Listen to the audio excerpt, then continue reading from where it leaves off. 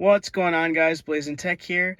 In today's video, I'm going to be outlining the process of changing the head unit in the Nissan Frontier. Now, specifically, this guide is going to be for the 2020 and 2021 model, but there's a lot of notes that carry over to basically the I think it's 2014 and up. If you have a Rockford Fosgate head unit like the one that I'm going to show a picture of right here, this guide will work for you. And essentially, I went ahead and I was able to retain everything that the truck came with, which was the backup cam, the factory amp, this guy right here, this USB, not the 3.5 but the USB. Everything works, including the steering wheel controls, etc., etc. Now, true mileage may vary depending on the head unit that you use, but before I go into the specifics on my head unit, I just want to outline what I use to get everything to work. So for starters, again, I'm going to put a picture of the thing that I used from Amazon, and essentially this is a wiring kit that has the additional pins for the steering wheel controls. Now this wiring harness that I'm going to outline that I showed you guys carries over to basically 14 and up to 21. Now, the only thing that I will say from another person's video, which I'll link his video, he gave me pretty much everything that I needed.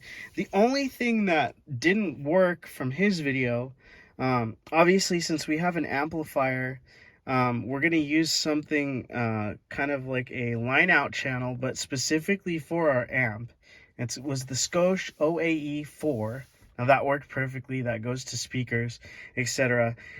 He gave me a part number for something to retain the factory USB down here. Now when I got back here, it was actually a mini USB male end that was going into the head unit. So when I removed the head unit, and there's a ton of videos that'll show you how to do that, but essentially you just pop this guy off, take some screws off, pull this out, etc., etc.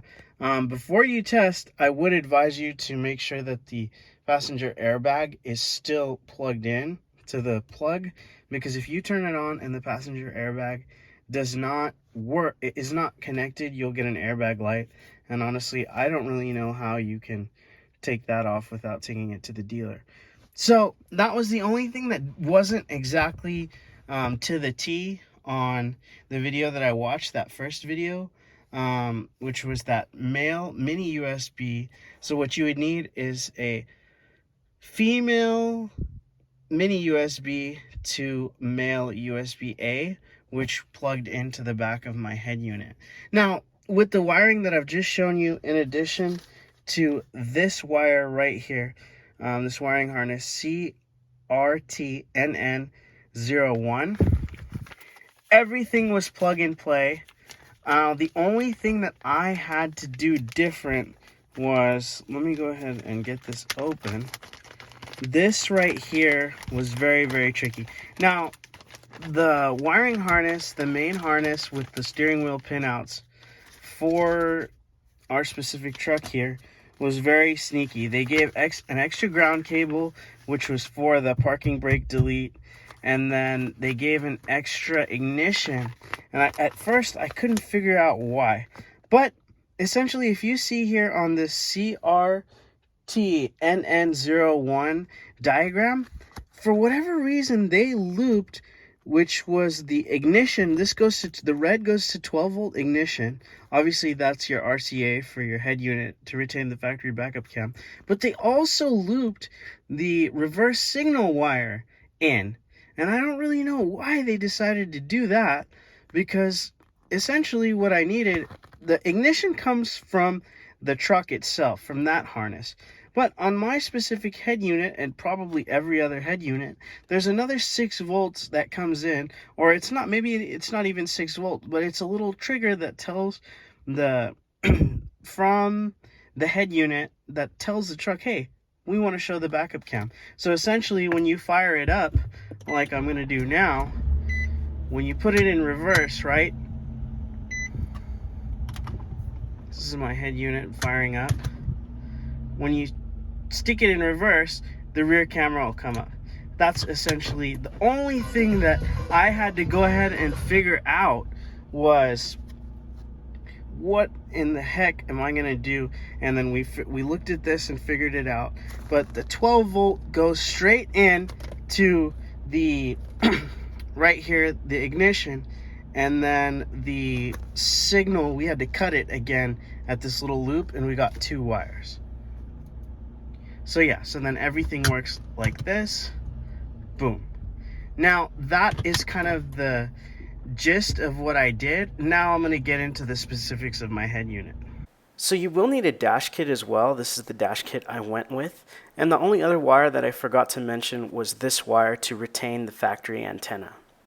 And this is the wiring diagram for the wiring kit that we used, and I just wanted to put that here just in case you guys are looking at a head unit and you want to see their wiring kit and see if it will work.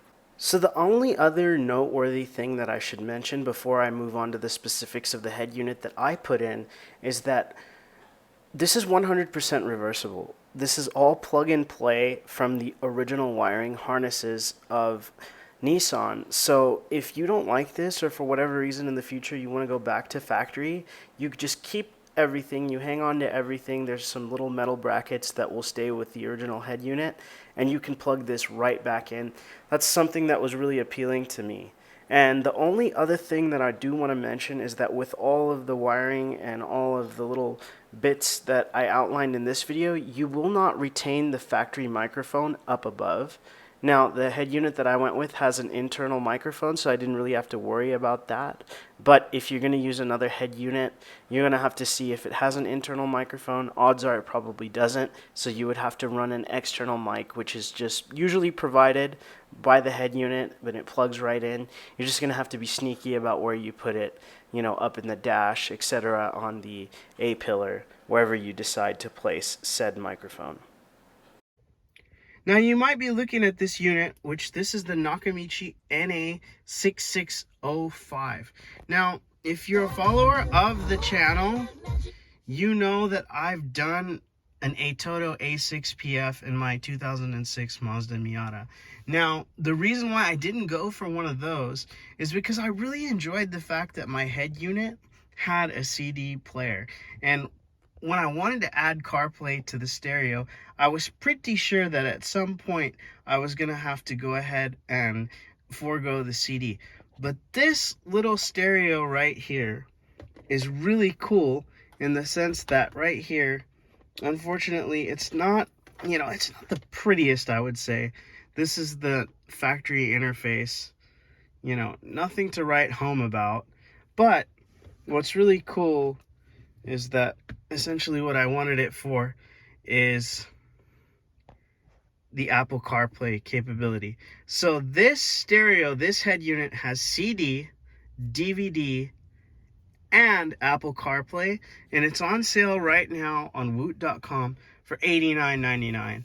Now, I was able to retain everything, and then the other thing that I really liked about this stereo after doing one stereo is that it had the pinouts for steering wheel control. So again, like I showed earlier, the reverse camera works like a charm. It's perfect. The only thing that I was unable to do with this head unit, and pretty much with the wiring that I outlined, we can't get this mic to work.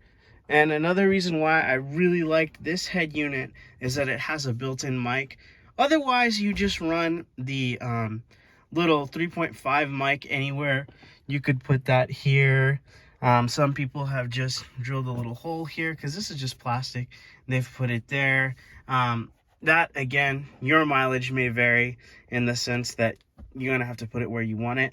And the only drawback that I can find on my particular head unit is that this head unit, for whatever reason, cannot differentiate between this being its own signal, volume up, and volume down being its own signal on the steering wheel controls. So what I did is I programmed this to be volume and this to be, you know, change track. Or this to be volume up, this to be volume down, This is still pick up, this is cancel, and I made the mode switch next track. That to me is really the only thing that I was not able to retain. But given everything that I told you about this head unit, that I was able to keep everything. And then this has a DVD player and a CD. So that's something that, you know, I've been getting into CDs, going to a thrift store, getting a random CD, enjoying the tracks on that. It's kind of like, you know, it's a fun game for me. And then now I can play DVDs. The wiring and everything in the dash kit, etc., came in at just about 100 USD. And again, based off of what you get, it'll probably be about that. And then the head unit again was 89. And really, truly what I wanted was CarPlay. That was the biggest drawback to my 2021 Nissan Frontier Pro-4x, is that it did not come with CarPlay from the factory. Now I have it. If I go anywhere, I can pop Waze up. I've got my Spotify, etc., etc. Just, you know, one of those things that creature comfort. And then again, I'm not sacrificing anything. I got everything to work based off of the wiring. And yeah, this is a kind of a limited time deal, I would say, in the sense that I don't know how long Woot.com is going to have the NA6605, but based off of the wiring that I shared with you guys, you should be able to get any head unit that has CarPlay to work. And again, I would just make sure that whatever head unit you get has the steering wheel control wires itself, because this particular deck has its own little pin connection that has the steering wheel controls. But I hope this helps. If you guys have any comments or any questions, let me know down below, and I'll go ahead and help you to the best of my ability. But with that being said, Blazing Tech, and we'll catch you on the next one.